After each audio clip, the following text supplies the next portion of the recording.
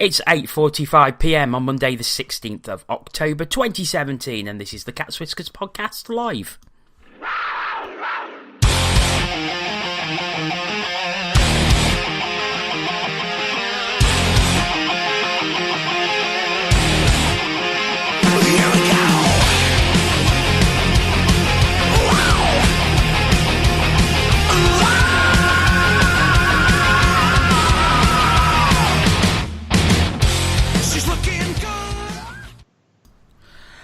Hello and welcome to this week's edition of the Cats Whiskers podcast. My name is Jono Bullard.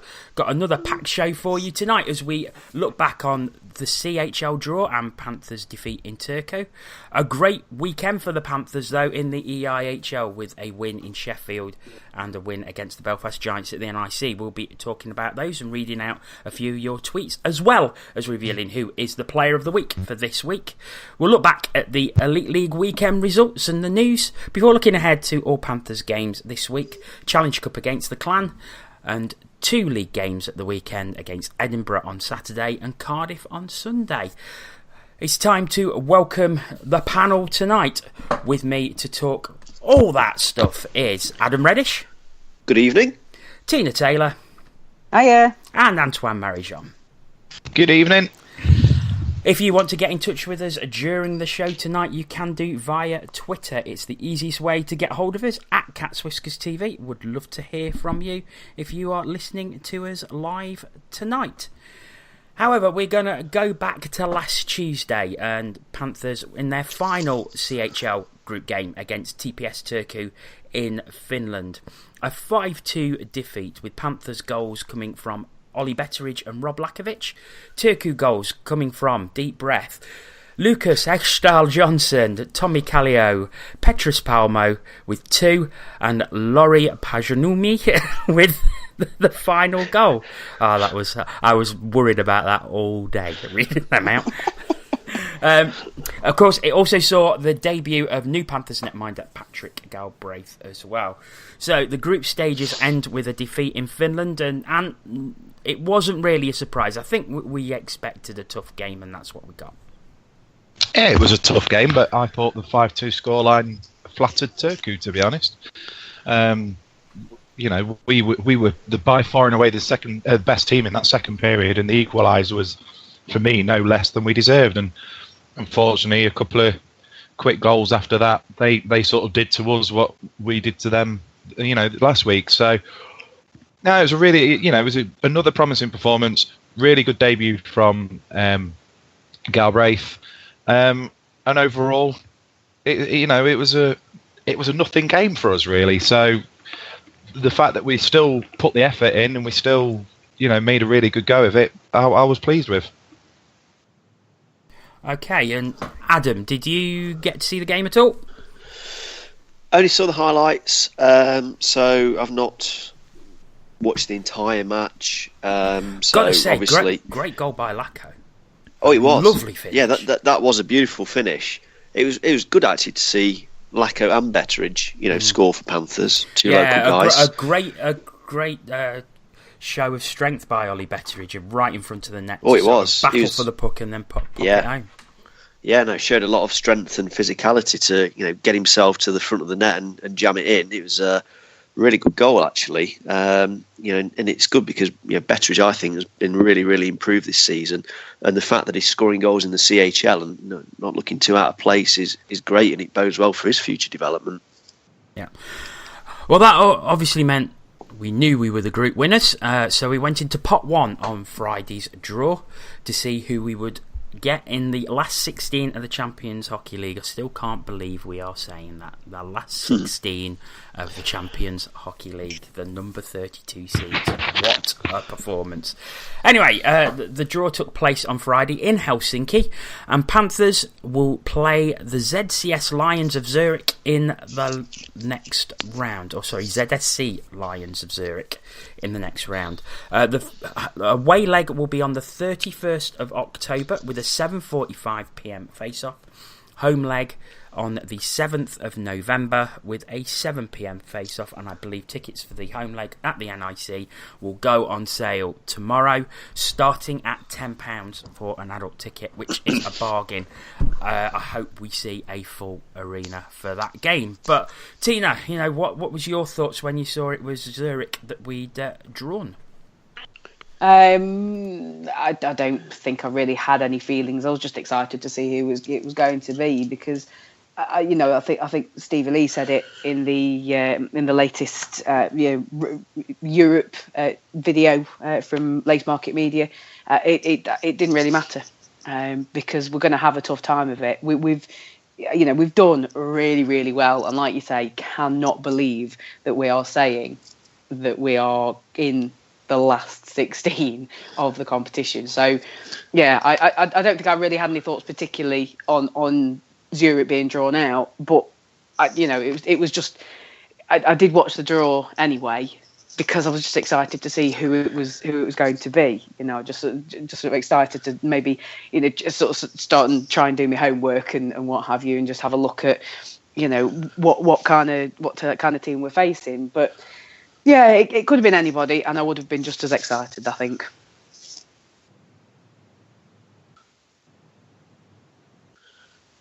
We are indeed. We are following the team over to Zurich, so really excited about that. I've got a trip to Peterborough because somebody stupidly let their passport expire. Yeah. So now I'm in a rush and having to pay through my nose. And we can't check in until you've got it. So. I know. So no pressure, Adam. No pressure. Yeah, the clock is ticking. So I'm on it. Don't worry, guys. I've got a date in Peterborough on Wednesday afternoon. You lucky boy. I know. But it'd be great. Yeah, it'd be really good. Like you said, Jono, and like Tina just said, you do have to sort of pinch yourself when someone says that the Nottingham Panthers are in the last 16 of the Champions Hockey League, because it is just a monumental achievement. And whilst I had no sort of preference over who we played in the last 16, Zurich are one of the more higher profile clubs in Europe. So it'd be great to go and test ourselves against those and see how we'd fare. And, hopefully we can still be in the tie when we come back from Zurich. And, as you said there, it'd be great to see a full arena, really give the boys, a hell of a good backing to try and get them over the line and make progress into the next round, which will be unbelievable. Ant, it's incredible that we are going to Zurich, that we're actually at this stage, but we shouldn't really have anything to fear. Zurich are the 10th seeds. We've already beaten the 4th and 9th seeds in Bern and Turku respectively. So can we do it? Of course we can.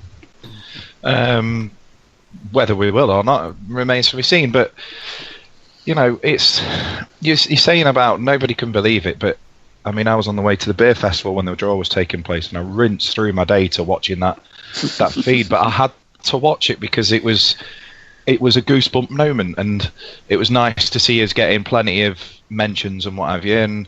And can we do it? Yes, of course we can. If we play like we did in all the games, to be fair, apart from say that last 15 minutes against Turku last week.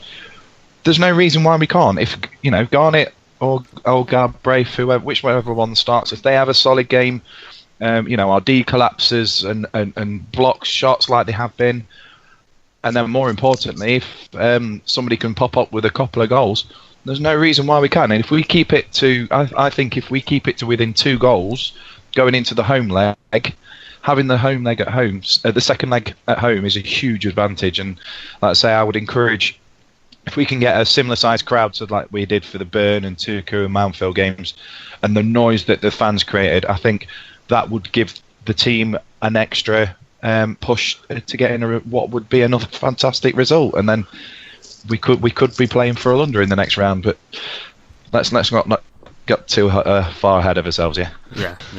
I think should the unlikely happen and we do get through to the quarterfinals, it is likely we will play Frölunda, and yeah, that is going to be very, very difficult. Put it this way, I think if we get through and we beat Frölunda, we are going to win it. I know that's incredibly unlikely, but I think they're still 100 to 1 to win the tournament, but why not? We've got this far.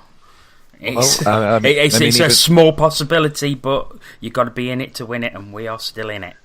And if the team needed any extra incentive, Scorch has told Paws he can ride on Scorch's back to the next time we play Coventry at home if we get through to the semi-finals. So I'd like to see that as well. So. Yeah. Okay. Well, we'll leave the CHL there. We go on to Saturday's game against Steelers. And over to you. Okay, yeah, so as Jono mentioned, we took on the Sheffield Steelers in the first league meeting of the season. Panthers coming away with a 4-3 shootout victory. Robert Farmer, Jan Sove, Tim Billingsley with the goals in regulation. Tim Wallace for the Steelers before Matt Marquardt, Matthew Roy scoring late on again to equalise. Mark DeLego, the only one converting in the shootout. Jono, since you've not had a lot to say so far, we'll come to you first. It's a great win for the Panthers. Yeah. There's a lot of talking points, obviously. So we'll go on. We'll talk about Fitzgerald because obviously he was notable in a couple of incidents during the game. First of all, Mosey steps up to Mosey after Mosey puts that's a bit of a silly hit, shall we say?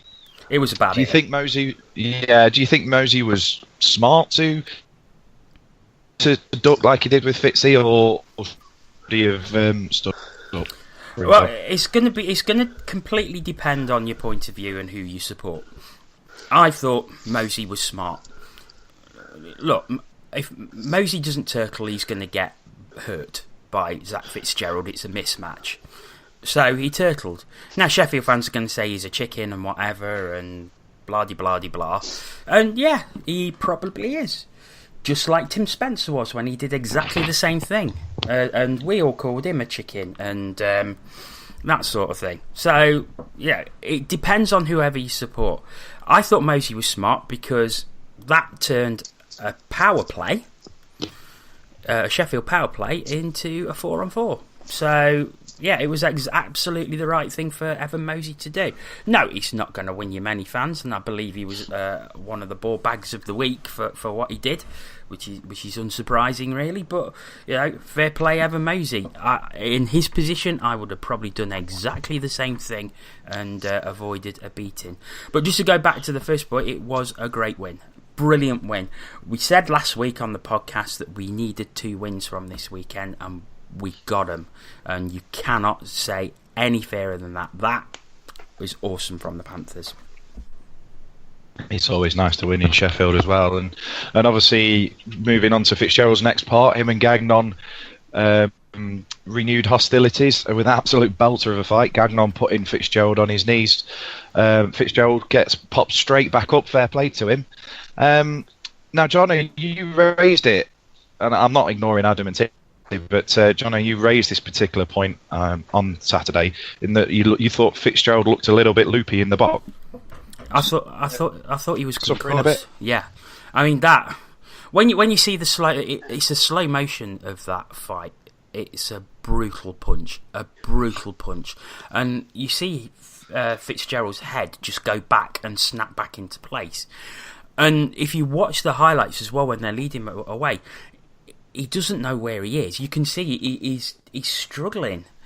And I was actually concerned on Saturday night when I was watching it because I had Andy Haywood round to watch the webcast with me. And I said, I think he's concussed. He looks in a bad way. And then the webcast panned to him sitting in the box and his eyes were just glazed over. And I really, really hope there was some sort of check on him, like a concussion check or something like that.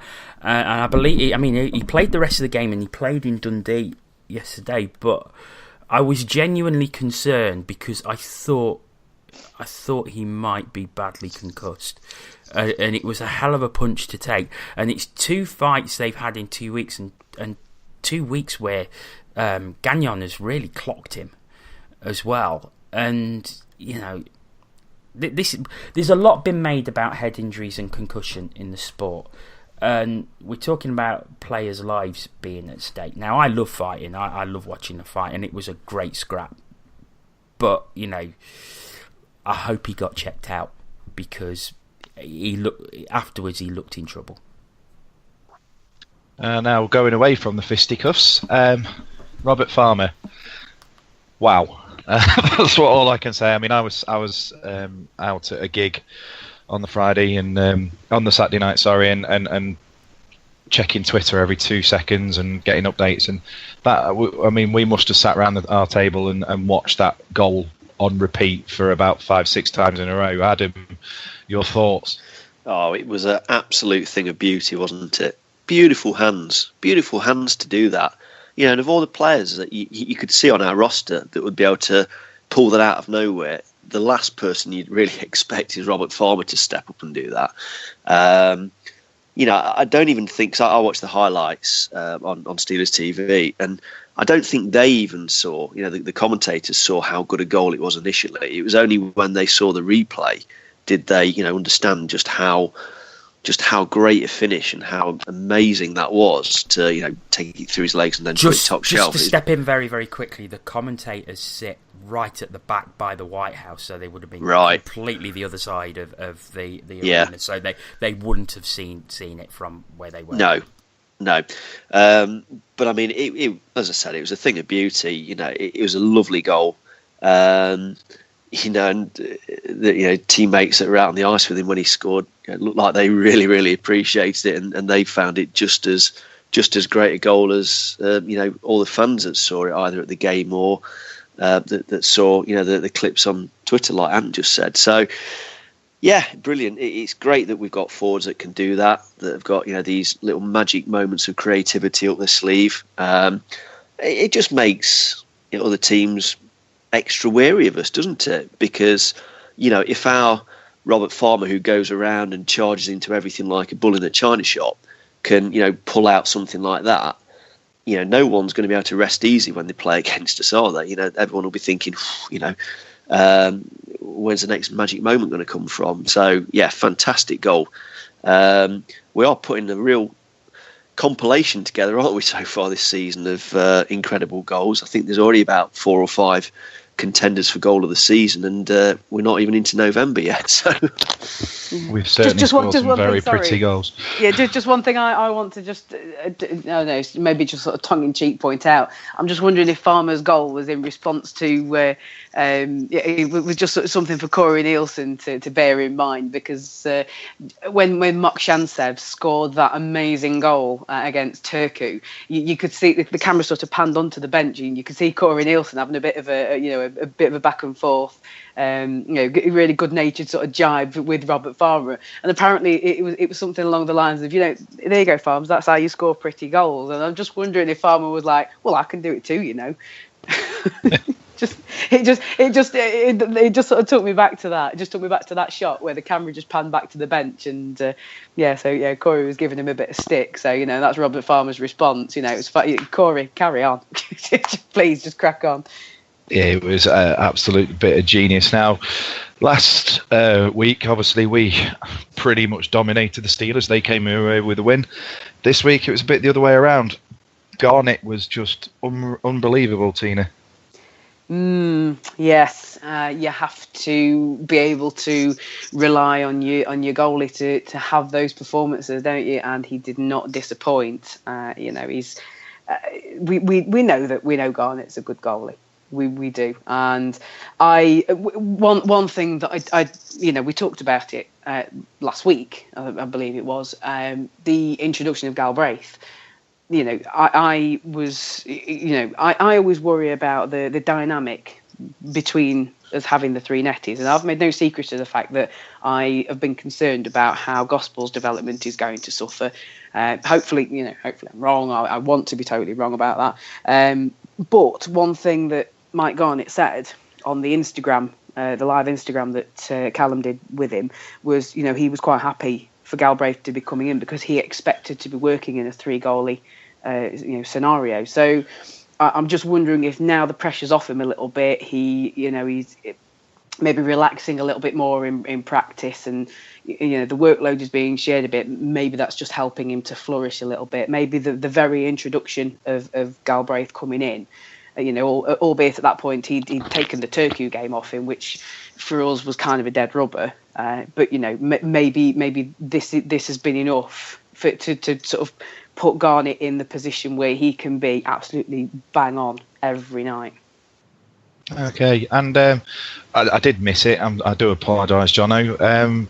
Earlier on, Robert Dowd got away with a building call that was pretty much identical to the one that Mosey did, that we already talked about when Fitzgerald jumped in. You got any thoughts on that? Yeah, I mean, it was clear as day, but the thing is, there was something else happening just aside. I think it was Jan Sovo, and I can't remember who the Steelers player was. Nelson. Was it Nelson? No, what a surprise. I believe. I'm quite happy to be corrected. I'm quite happy to be corrected on that, but I believe it was Levi Nelson, because I think he sort of wound Sovo up enough so that he took that penalty, because that's what he does. He's notorious for that. Yeah, so they both got the penalties, which I think Dean Smith, the referee, was concentrating on. Just as that was happening, Dowd cross-checked somebody into the boards, which is pretty much identical to what Mosey had done earlier in the game, but nothing called. Although I can't really blame Dean Smith too much, because his focus was on what was happening to the side of him, so he probably missed it. But yeah, it's just one of those things that gets missed every so often, but it always seems to be against you, doesn't it? It never seems to be for you. I'm sure we're gonna have some things that we get away with going on now. Obviously, there was another incident that took place after the game when the Steelers players were doing their lap of honour. One of the Steelers players uses his stick as a fake gun and shoots towards the opposition fans. Now, we've heard various things about it. We're not going to talk about it because we understand the Elite League are actually going to look into it. So on the back of that, fantastic win, fantastic 2 points. And then Sunday, we hosted Belfast, Jono. Yes, we did host Belfast. Just one thing about the Steelers game else I want to bring up was in the penalties, Mark Delego's penalty shot was actually reviewed. And I've seen Dean Smith getting some stick about that because it looked clearly over the line. But I've got to applaud Dean Smith. If you've got the technology available and you're not 100% sure, use the technology available. And I think Dean Smith did exactly the right thing. If he wasn't sure, he went and checked it. Yes, it was a goal. I could see it was a goal on the webcast, but maybe he wasn't 100% sure. Go and check it. The technology's there to do it. So I think applaud Dean Smith. Fair play to him for doing that. So yes. After that, on Sunday, Panthers, with a chance of a 4-point weekend, taking on the Belfast Giants, and they came away with a 6-3 victory. Panthers goals from Brett Pellini, Tim Billingsley, Mark Delego, Jan Sauvé and Evan Mosey with a brace. Giants goals coming from Brendan Connolly, Sebastian Silvestre and Jonathan Fernland just 0.3 seconds before the end. Tina, fantastic first period for Panthers, 4 great goals. Yes, I think that is. Well, I mean, I tweeted as much on the night. I think that is the Panthers' performance. But at least that period, that period was the most. I don't even know if this is even a word, but the most dominatory period that we've had this season. Take away any of the CHL games, pre-season, whatever. That was just a demolition. And it was a cushion worth having, as it turns out. But, and it's been coming as well, hasn't it? Well, I mean, Andy has been saying it for quite some time. When this team clicks, then he feels sorry for the team that is against us. That we're playing against when it actually happens, because that's the kind of performance that we've been waiting for. So you sort of without wanting to tempt fate, you sort of have to ask yourself: was that the click? Was that us? absolutely turning it on and showing what we can do. I mean, admittedly, Belfast was short of bodies, but, in the first period, you would have expected a bit more of a fight from them. You would expect them just to,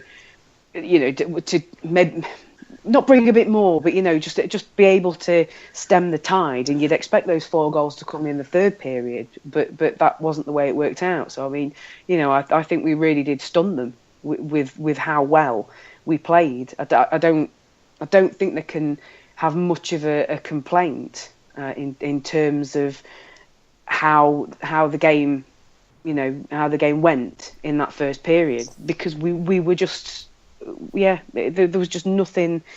They played well. They blocked shots and passed well and tried to catch us on the break. They've got some very fast players who can do that.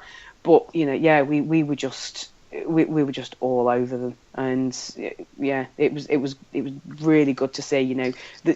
It was good to see the team acting out that potential that some of us have known is there, and some of us are just desperately hoping for. Okay, and there was a lot of chanting at Jackson Whistle throughout the first period. And I personally thought it was a bit harsh because he was completely hung out to dry by the Belfast defence as far as I was concerned. I mean, Adam, harsh or fair enough? Oh, very harsh from my perspective. I mean, I agree with you, Jono. His defence really did hang him out to dry. I felt sorry for him actually during that first period because he looked like he had the weight of the world on his shoulders. He was getting no protection whatsoever from his defence in front of him. The forwards for the Giants weren't coming back and back checking. It seemed like it was Jackson Whistle versus the Panthers for that first 20 minutes. And obviously they stemmed the tide a little bit in the second period and they ended up making the scoreline look respectable. But I think that none of the goals you could really point an accusing finger at Whistle over and say, yeah, you should have done better there. And, you contributed to your side being 4-0 down after 20 minutes. So, but, it's something that the Panthers crowd sometimes do, isn't it? They go after an opposing netminder. I guess there's a school of thought to say that we're trying to get into the head of the netminder. We're trying to get. I don't have a problem with it. Competitive advantage. Oh no! I know that. I just thought it was quite harsh when there was probably others in the Belfast team who deserved it more. Oh, absolutely. I think that you could have pointed at many other people ahead of Jackson Whistle for any blame for that first period calamity that the Giants had. It's just unlucky for him because he's a young kid, isn't he? He's not an experienced netminder as such. So I thought he did actually quite well to turn it around in the second and third periods, and I think his defence belatedly gave him a bit more protection. Probably after Keith had given some of them the hairdryer treatment in the locker room in the first interval. So it was a bit harsh from my perspective. Tina, you got an opinion on this as well?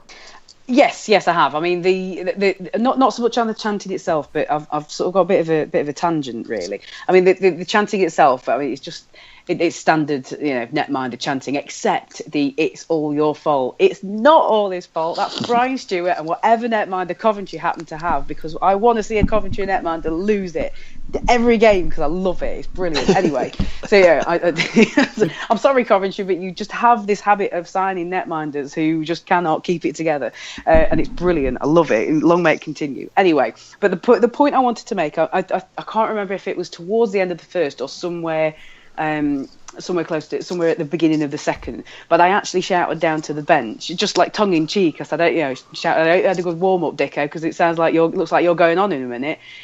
And then I thought about that afterwards, because it was a bit of a joke. I am very surprised that they didn't swap netminders.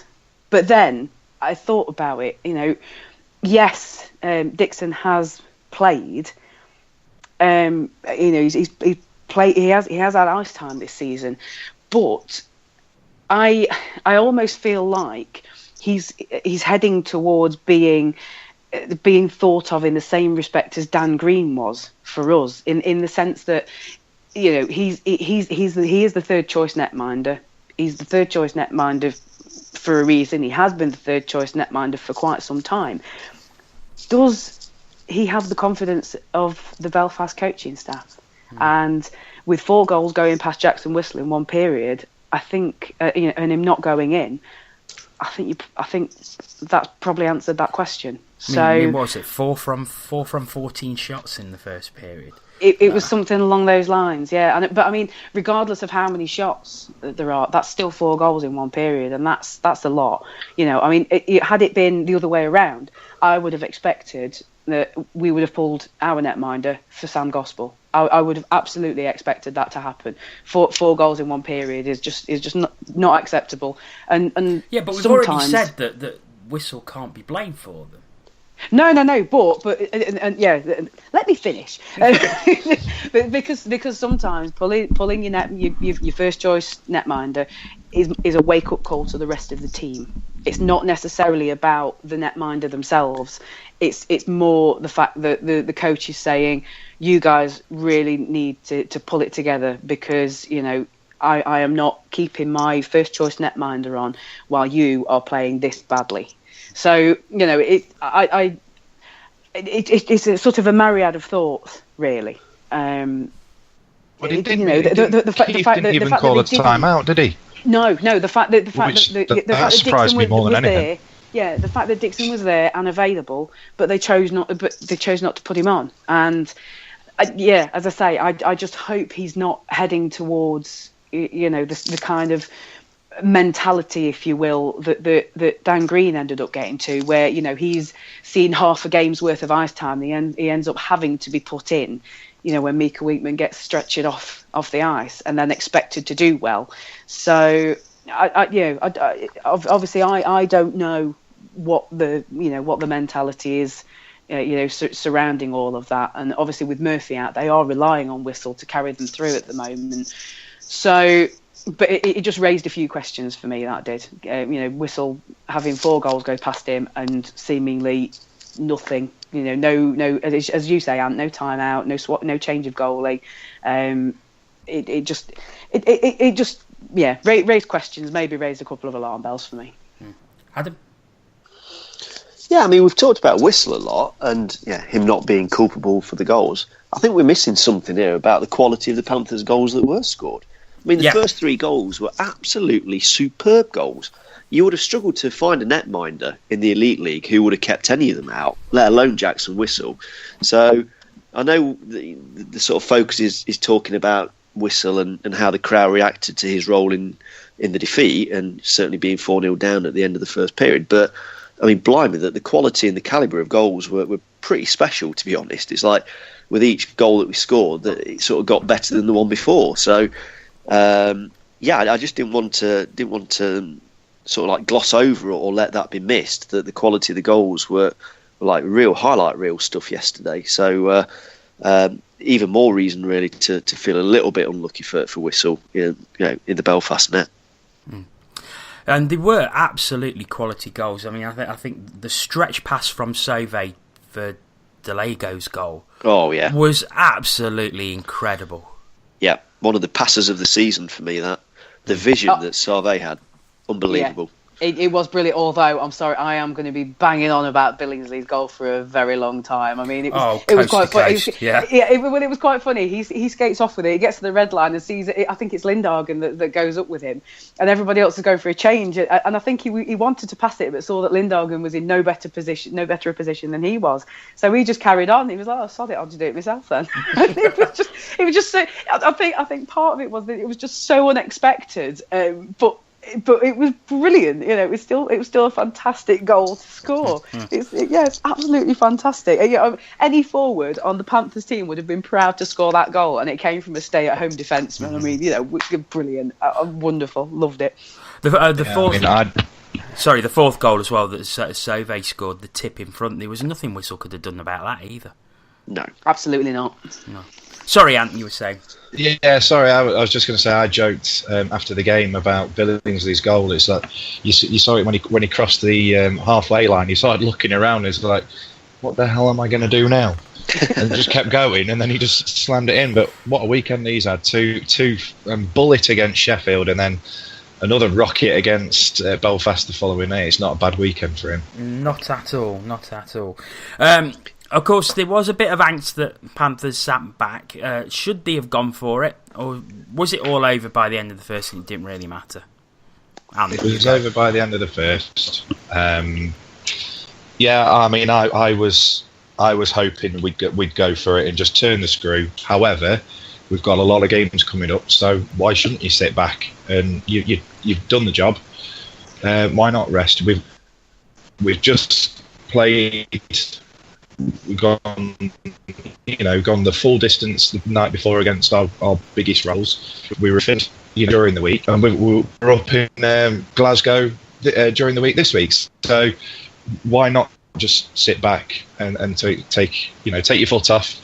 And that to me is the only reason why that scoreline to me flattered Belfast, because they just weren't with us. They could not handle us on yesterday. It was an absolutely fantastic showing from us, and I think if we'd really stepped it up and carried on like we did in the first, that could have been a very ugly score for the team from Northern Ireland. I mean, Giants had injuries. They did have a short bench, but Tina, can they use that as an excuse? Because it's very, very similar to what we had last season, and we were told, well, you can't use that as an excuse. So can they use it as an excuse? Well, they can use it as an excuse all they like, but your team has a responsibility. Your organisation has a responsibility to put the best team they can out there, and if you've got injuries, then if you've got the means to do something about that, then you should. Let's roll back a little bit further to our in inverted commas checkbook hockey season, where we were getting. It felt like we had injuries on a production line, and similarly players coming in on a production line, and the amount of stick we took for that was it was laughable, really. But fine. You're short of bodies. I get that. Injuries happen. You've got to do the best you can with them, and you can't expect teams to be kind to you because you've got injuries. It's a responsibility of your organisation to do something about it, should that be necessary. If you're in a position to deploy the checkbook hockey scenario, then get on with it. Quite frankly, it's something I said at the start of the season, that I felt Belfast did not have the depth that other teams had, especially the teams in our conference, and they've got a few injuries, and that's showing that the depth just isn't there. Obviously, they've lost Stephen Murphy, which is a big blow for them, which has left them with two netminders. Jackson Whistle, as Elaine Books tweeted in, and she's reminded us he's getting over surgery, so he's probably not in a position where he can play 2 games on the trot, and he played 2 games on the trot this weekend. The other thing about Belfast as well is last weekend, where they did have some injuries but not as many, they had more, but they still played the Saturday night and won, and then went to Coventry and got absolutely destroyed. A similar scenario to this weekend. And do you think it's a case where, in order to compete now in this league, you have to have almost a full bench, 4 lines, at least 6D, and we're seeing a lot of teams now going for 3 netminders. Milton Keynes, for example, have 3 netminders. We do. And is this the way that it's going, do you think? I think it is. I think that if you do want to last the course of a season, you've got to have the bodies, you've got to have the depth and the resources that you need to get you through what is a hard season. I mean, it's not helpful at all when you pick up injuries and players miss games early on in the season. They're always catching up. Because it just means that the guys that remain are having to play more. They're having to log more ice time. In Whistle's case, is having to spend every game between the pipes rather than just playing one and then sitting for one.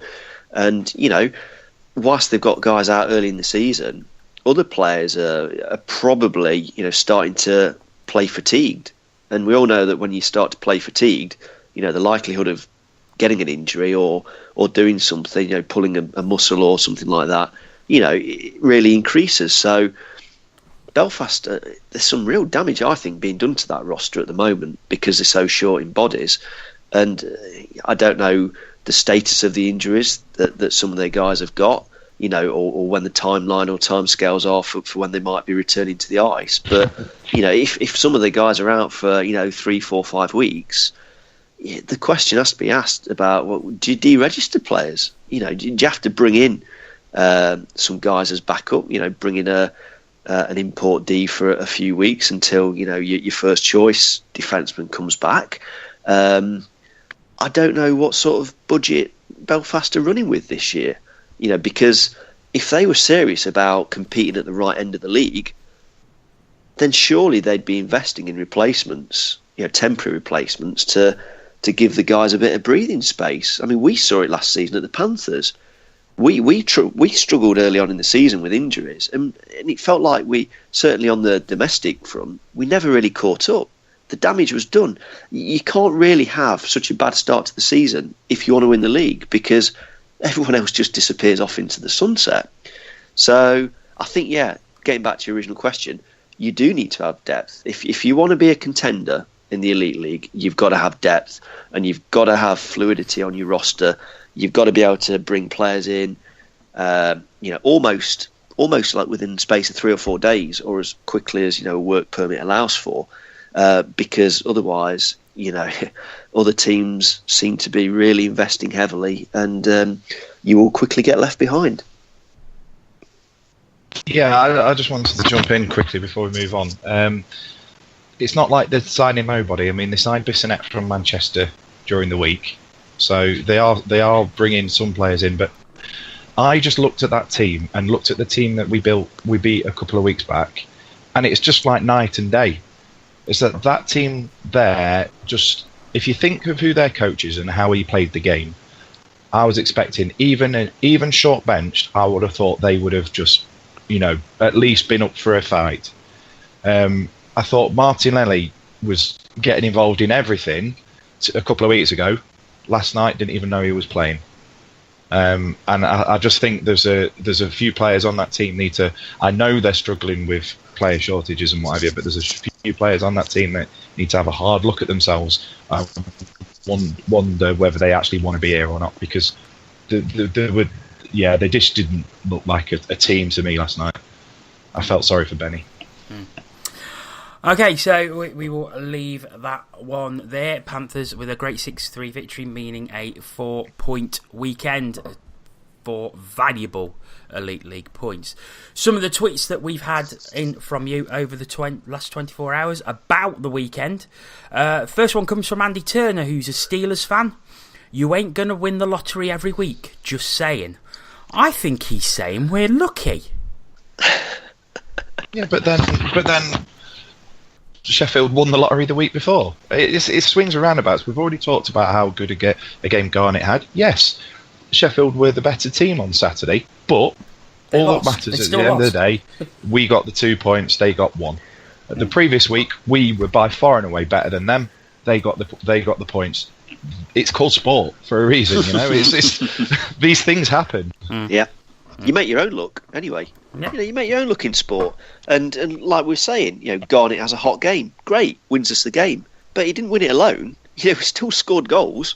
He scored 4 goals away from home. Admittedly, one was a penalty shot, but I think there's a bit of sour grapes there, because as Ant said, things do even themselves out over the course of a season. And there'll be times throughout the remainder of the season where Panthers play really well, but we don't get what we deserve. And on other nights, we might, stink the barn out, but somehow scrape 2 points. It just swings and roundabouts, as Ant said. Another tweet from a Steelers fan, this one from Lara Page, says, I think you are the team to beat this season. Best team I've seen at the arena. The Farmer's goal was awesome. There are some nice Steelers fans out there, which after the weekend I had, I was beginning to wonder. I actually know a decent bunch of them as well. Yeah, well, I'm married to one. I'm married to one, and she's all right, you know. I'm sure she'll be delighted at that admission, Jono. No, she doesn't listen, so I'm fine. He said it's like night and day compared to last season. Having a decent complement of D-men probably helps. That comes from Richard Bradley. Jerome Lucy, he says, did we finally click on Sunday, even if only for the first period? I think we've agreed that yes, we did. And his second point is, will we look on this season as a lost opportunity due to late goals? Interesting. Yeah. I think that depends on the rest of the season. I think I mean, you know, joking apart, you know, I know it's still quite early on in the season, but yeah, late goals are a bit of a problem. So they could be a big problem. There could be a lot of a problem later on in the season. So yeah, we need to cut that out. we need to cut out the falling asleep for the last minute or so, because that may very well come back to bite us in the backside. I mean, if just look at it at a simplistic view with Saturday's game. If we hadn't have conceded that goal, was it War that scored that late goal? Yeah. If we hadn't have conceded that, we'd actually be second in the table now, because the Steelers wouldn't have got the extra point. Yeah, that's actually a very good point. Alistair Howie, he says, how can a team as good as this be so woeful on the power play? And I think the only concern, I suppose, that drums up from the weekend is that yet again we didn't score a power play goal, and the power play didn't look that great.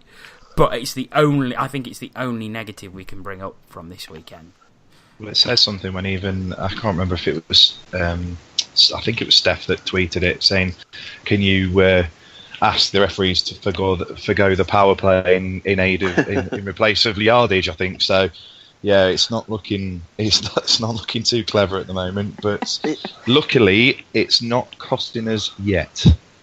Well, no, but it's missed opportunities though. I mean, we haven't scored a power play goal in our 3 domestic games in October. We haven't scored one in the cup at all so far in the Challenge Cup. Yeah, it could be a concern if we don't pick it up. But as you say, Anne, it's not biting us yet.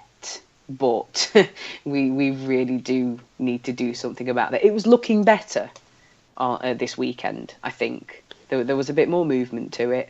A few more pucks going towards the net and not going into shins and skates and what have you. But yeah, it's definitely something that we need to do something about, because, as I say, missed opportunities. Well, for me, there's just not enough movement. You know, the guys out there on the power play, it seems pedestrian. We don't move the puck quickly. Now the guys out there on the power play units don't seem to move around particularly quickly. I just think that it's really odd, and I agree with the tweet that has been sent in, because, you know, by and large, we've got a roster full of really skillful, creative players, and you'd think that on the power play, they'd absolutely go and express themselves really well, and, you know, come up with some beautiful plays and some beautiful goals ultimately. But it just seems like we forget what we do during 5-on-5 hockey. You know, where we play with purpose, we move the puck quick. You know, we sort of play a nice brand of freewheeling hockey where, you know, we just go and go and go, and lovely skating from players, and, you know, nice puck handling, and it just seems like as soon as we go on the power play, the players collectively have brain freezers, and they just forget all of those skills that they've got when, you know, things are even on the ice in terms of numbers. So it really is an enigma for me. I can't quite understand it, and I'm sure it's probably causing Corey Nielsen a few sleepless nights as well. Do you think some of it is now getting to the players as pressure though? Because obviously our power play has been so bad for the last few weeks. Is it now getting to the point where they're trying too hard? I don't know. It's a good point. There might be. I I don't know what sort of plays Corey runs through with them when they train and they do the drills in midweek. But maybe Corey just needs to say to the players, look, what do you think, guys? You've all played for different coaches. What do coaches you've played for in the past do? Are there any things that I'm missing? Am I missing something completely obvious here? How can I get the best out of you guys when we go on the power play?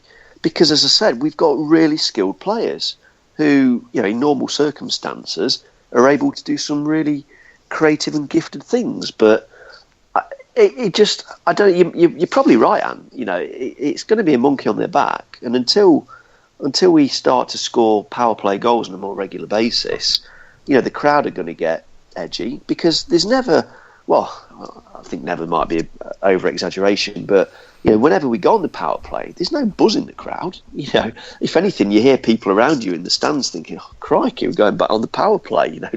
Here's 2 minutes of the game that we won't get back. So, I think you might be onto something there, Ant. Okay, so before we reveal who the player of the week is for this week, a few of the comments that you left on your voting forms. 4 huge points against 2 tough conference rivals. Still early days in the season, but when it comes to important weekends like that, you need to show character and take points in those big games if you want to be successful. Totally and utterly agree with that. Here's an interesting one. Ant, I'll let you have a go at this one. Was Gagnon right to fight Fitzgerald and kill all the Panthers' momentum? And should we all have a newfound respect for Fitzgerald after being caught with one that would have floored a cart horse but still getting back up and continuing? Fitzgerald's a tough guy, which is why I couldn't understand why he was ducking McGrattan like he did last year. Mind you saying that, I won't want to fight either of them, to be honest, because I come out far worse. So, that's not something I can really answer. I've not really played the game. If Andy was on, he'd definitely be able to say something meaningful here. So, did it kill the momentum? Yes, I suppose it did a little bit, but Gagnon doesn't have to go. He obviously felt there was a need for it, but I mean, if it was me, if I was playing and I saw one of my players go, get involved in something like that and couldn't, obviously getting cut the way he did as well, that would have given me a little bit more of a impetus to sort of play a little bit harder, I guess. But yes, it worked for Sheffield. It got the Sheffield crowd buzzing as well. So. Maybe it wasn't a bad idea. I'd love to ask Matthew himself. To be fair, maybe we'll get the chance again. We've had, funnily enough, Andy's must be listening because he sent a comment. Commented. He says definitely he should. Fitzy gave Gagnon his fight on home ice the week before. Gagnon has to accept that. So Thanks for that, Andy. Hope there you go. I told you it'd say something meaningful. Yeah. I hope you're enjoying the show, mate. And. Right, some more comments. I need to get them to load up again. Bear with me, I apologise. No, they've gone. Sorry, can't get them to load up, so we'll move on. For Player of the Week, so thanks once again for voting in your numbers over the past few hours. I think it only went live very, very late last night. So, in third place is Michael Garnett, the hero in Sheffield. In second place, Patrick Galbraith, 2 excellent performances on his first 2 appearances for the Nottingham Panthers. And in first place this week is not Alex Mokshantsev. You'll be amazed to know. It is actually, of course, Robert Farmer for a quite superb goal that he scored in Sheffield. So many congratulations to Rob Farmer, a well-deserved Player of the Week. Picked up some assists yesterday as well. Great weekend, but a great weekend for the Panthers, all in all, with 4 points. The Nottingham Lions, they took on the Sheffield Steel Dogs in Sheffield yesterday and came away with a 6-2 loss, unfortunately. They face Whitley Warriors at the NIC on Sunday night with a 6pm face-off, so if you are not going to Cardiff, your support for the Lions would be very much appreciated. Only £5 for adults, £3 for season ticket holders of the Panthers, and with every full paying adult you can get 2 children in for free. So get down and support the Lions if you can on Sunday evening. As I say, 6pm face-off, a little earlier than normal. Some of the other Elite League results and news from over the weekend, but before we move on to that, Manchester Storm have new owners. Ant, you brought this to our attention, so I'll let you mention this one. Oh, great. Yeah, it looks... I've got to find the tweet now. Yeah, it was up here somewhere. Yeah, it looks like... where is it? So Gordon Greig has stepped down from his position as managing director. He apparently wanted to take on a more of a bigger role in the club, but he looks like he could be moving out to the Far East on business reasons. So his stake's been bought out by Jamie Tunstall, which somebody I understand you know very well, Jono. I know Tunny. I've played against him. He used to have a lot of spats with Pidge on the Cage Forum back in the day. It was quite funny to see, but I believe he's become a very successful businessman over the years, and he's taken that stake in the Manchester Storm. So it'd be very, very interesting to see what happens. I believe they're a consortium anyway, so I think Gordon Greig was only a part owner. He wasn't the full owner, but it seems that Jamie Tunstall is now going to be the figurehead of that organisation going forward. So exciting times for the Manchester Storm.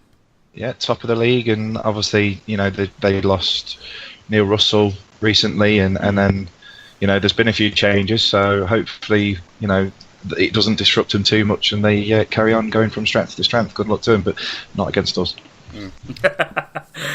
Talking of the Storm, a 4-point weekend for them, a shootout victory at home to the Dundee Stars on Saturday, where they were 3-1 down, maybe even 3-0 down, I believe, at one point during that game.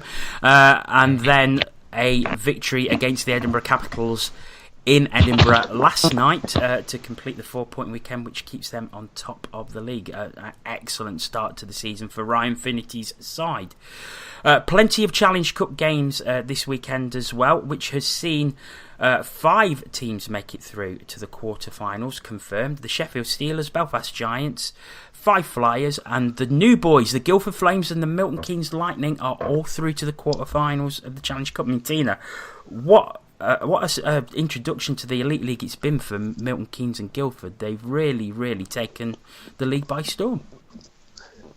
Interesting choice of words. No, I think the Storm are taking the league by storm, but Lightning, Lightning, yeah. Come on. I know, but we already have a team called Storm. So anyway, I'm not answer the bloody question. Yeah. Oh. No, don't want to. No, okay. They are not just making up the numbers. It was a statement of intent when they signed Weekman. Pretty much straight away after finding out Drobny was carrying an injury, and they seem to be doing quite well as a net-minding tandem at the moment. Guildford are surprising people. They've got some good signings. Obviously, they've also moved very quickly to fill in for Brian Stewart when he got injured. And I mean, signing Brian Stewart in the first place was a fair statement, and also Liam Stewart, obviously. They didn't just sort of sit back and go, well, we'll see what happens. We'll tread water and see how we go. They've come in and gone, right, we're here, and you are going to take us seriously. And you can't argue with how they've conducted themselves so far. Fair play to both teams. Okay. We will move on to the games that are coming up this week. On Wednesday, we take on a struggling Brayhead Clan in the Challenge Cup. A 7:30 p.m. face-off at the shopping centre. Clan themselves got a much needed win on Saturday night against the Edinburgh Capitals 5-3, but went down 5-1 in Fife on Sunday night. It's a weird game, this one, because Braehead beat us in the league the last time they played us here at the NIC about 3 weeks ago. But now we travel up there to face them in a cup game that we really must win. There's only 3 spots left now in the quarterfinals of the Challenge Cup. So, it's definitely a must-win game, this one. Every game's a good must-win game for me, because I'm greedy. But, what did we say last time? Based on their current form, we should be absolutely hammering these. So, it's probably going to be a lot closer than it really has any right to be if you look at the performances of the two teams so far. I don't know which of our netties is going to play, but it doesn't matter because I have full confidence in all 3 of them. So I just hope we can put a really good performance together. I was going to go up to the game, but then somebody convinced me to go to Zurich in a few weeks' time. So unfortunately, I've had to swap a bit of annual leave around. So I just hope that the lads do what they can do, and we come away with 2 regulation win points. Did we get you a bargain to go to Zurich? Oh, absolute bargain. Yes. You're an absolute legend, Mr. Ballard. There we go. On Saturday, Panthers take on the Edinburgh Capitals with a 7 p.m. face-off at the NIC. Tina, they're a dangerous team. Only 1 regulation win so far in the league, but they've got a lot of skillful players, a lot of skillful Russian players, and they should not be taken lightly in the slightest. No, absolutely not. I think we're probably going to see something a little bit different from them. They have the team that is probably most heavily made up of Europeans, Russians and such. I think we can't go into this thinking, oh, it's only the Caps, because that just doesn't exist. That sort of mentality, you can't have that in the Elite League at the moment. Like Ant said, we managed to lose to Braehead when they were in poor form. So if we take anybody for granted, we can get right royally bitten on our backside, and rightly so. So we need to prepare as we always do and play preferably like we did in that first period yesterday, and give ourselves a decent cushion if we can. Their netminder is very handy. He is, as Edinburgh Capitals netminders traditionally do, facing an awful lot of shots. So he can handle that. He's had an interesting introduction to the Elite League already. So I don't think we can afford to just let this one pass by without giving it 100% of our attention. I would expect that to happen. I am interested to see what this Capitals team brings this season. Facing them at this point in the season is always tricky as well. Yeah, because it was about this point in the season last year where they gave us a bit of a bloody nose. Was it 4-2? Yeah, something along those lines. Yeah, and at this end of the season, none of their imports have had enough and gone home yet. So, they have all their players, and we just need to treat it like we would any other game and give them the respect that they deserve. They've had a really strange start to the season for me as well, because you look at their roster on paper, it's stacked. There are some quality players in that lineup. So, and they've just not started the way that I thought they might start. So, we've got to take advantage of it. If they're still learning to the coach's systems and they're learning to gel as a team, we've got to take advantage. We need to make sure we turn up again. Hey, and on Sunday, Panthers travel to Cardiff, a league game, 6 p.m. face-off at Ice Arena, Wales. Always a tough trip. The last time Panthers were down there, it was a 5-1 defeat. However, Cardiff, a bit of mixed form of late. They had cup games at the weekend, of a 3-2 overtime loss to the Guildford Flames on Saturday, and then a 3-2 victory at the Sky Dome against the Coventry Blaze on Sunday. Adam, it's always a tough trip to Ice Arena Wales, or the Big Blue Tent as it was in the past, and the old National Ice Rink in Wales before that even. Yeah, it's never easy, and I think if you can get anything from Cardiff, you've done well. Yeah, I agree. Goes without saying, but they're a very strong team. Got a good roster again. They are blown a bit hot and cold this year. Guildford have beat them home and away in the Challenge Cup. I don't think we should have too many fears about going into their building at the weekend. They've seemed to struggle a little bit like us until a week or so ago in getting the performance levels right between the Champions Hockey League and the domestic campaign. So, obviously Cardiff didn't make it to the next round of the Champions Hockey League, so now their entire focus is on domestic hockey. That might cause their sort of form to lift and go on the upturn a bit. But yeah, I agree. We do need to go down there and be competitive. If we bring anything back, that's great. I think that we're starting to show more consistency. In the last few weeks, which is good, because we ourselves were quite hot and cold, certainly in the league and the Challenge Cup in the early weeks of the season. So yeah, it's going to be a tough game. They're all tough down there. I don't think Cardiff are going to roll over for anybody, but Guildford have shown that they can go into that building and come away with 2 points, admittedly from a Challenge Cup game. So we need to go into that building and have every confidence that we've got the players to get the 2 points, and even if we come away with a point, that might not be the worst result in the world.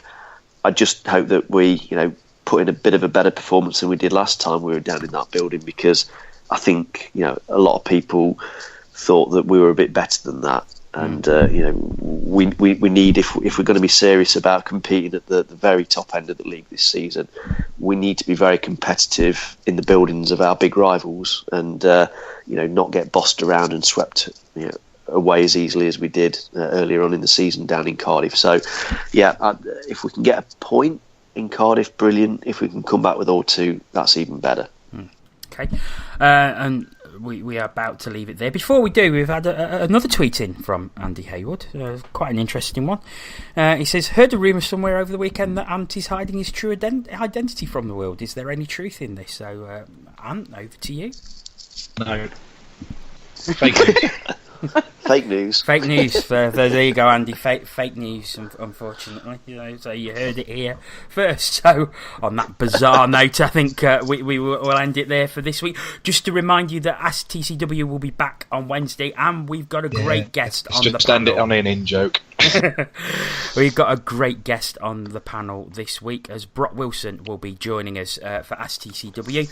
So if you want to get your questions in for Brock or hockey-related ones, please do so via Twitter at CatsWhiskersTV. Use the hashtag AskTCW. Email is tcwonlinetv@gmail.com. We've got a dedicated thread on the Cage Forum where you can leave questions on there. The TCW Facebook page, and of course the fan pages that are throughout Facebook. So please get your questions in. It promises to be a great show. So that's all that's left for me to do is say thank you very much to Antoine Marijon. No problem. Take care. Adam Reddish. Good night, everybody. And last but not least, Tina Taylor. Trot. That is it from us. Thank you very much for listening this evening. We'll be back on Wednesday with Ask TCW, but until then, a very, very good night to you.